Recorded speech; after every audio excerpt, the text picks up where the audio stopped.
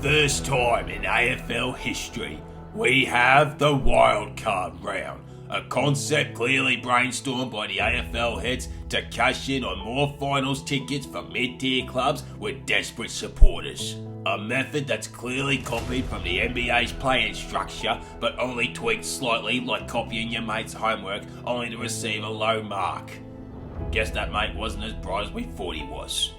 With an all-Victorian wildcard weekend, the AFL will flex on the NRL for all the MCG perks, seats and concessions they'll get out of the supporters who'll pray to God that this was indeed divine intervention and was destiny for one of them to win from 7th, 8th, 9th or 10th, unlike God's actual need of an intervention.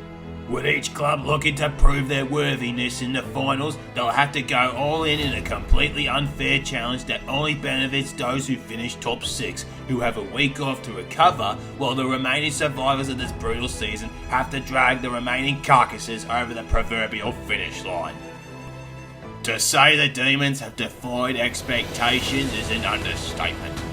They've not only performed better than anyone thought, but have established themselves as a brand new excitement machine. With the ruck of all rucks, Max Gorn leading the new look D's coached by an all-Australian ruckman Stephen King, they look unstoppable at their best and sus at their worst.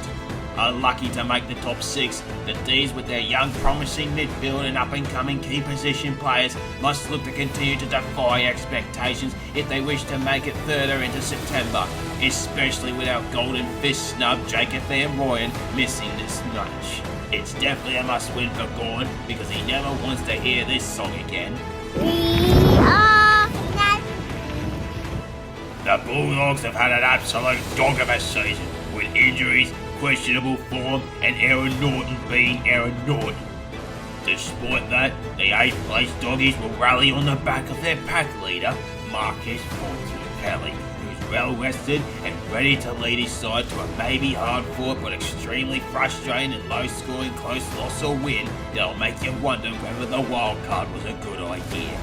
The supporters from the kennel will watch on in support of their least productive winning season under Luke Beveridge. They wanted the exploding and exciting side from last year to make the 8, but they'll have to settle for a slow and ugly form of footy that somehow manages to knock off many of this campaign's finalists. The one thing they couldn't do last year. Collingwood's season is best described by their off-season. Sweet fuck all acquisition and all in on Nick Dacos, the son of a genuine marvel who makes people forget about his brother Josh, the older utility brother who marvellously makes people surprised when they learn that he's in fact the older brother. That fact may be forgotten by some, but what can't be forgotten is the absolute marvel that is Steele Sidebottom, who will give the Magpie Army one last crack, cheering on a legend who probably would have been the sub in this match and for most of the season, to be honest, had that rule not been discarded. Pendles' all-year-round spotlight will temporarily be placed on his best mate's shining head of steel, and well-deserved it is. For how long? Who knows? Of all the trial and tribulations of this new format, this was the perfect season for the praise ball. From sacking a supposed saviour to literally being saved by a former Collingwood ruckman, Josh Fraser certainly has created the story of the season with these blue baggers, whose own board waited until they milked the draw to clinch the wildcard to sign them up permanently. As the inaugural 10th place wildcard, the Navy Blues will look to dig deep down to create more history and re-establish their storied history.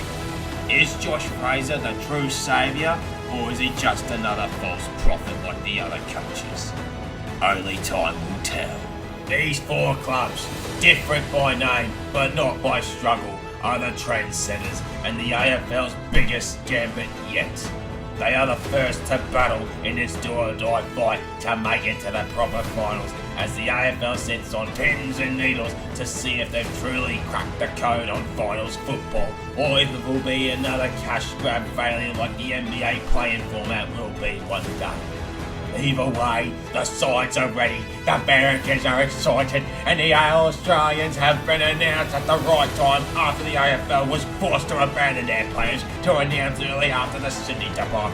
There's 4 sides, 2 spots available, 1 round and 1 content CEO. It's the Wildcard round on 7.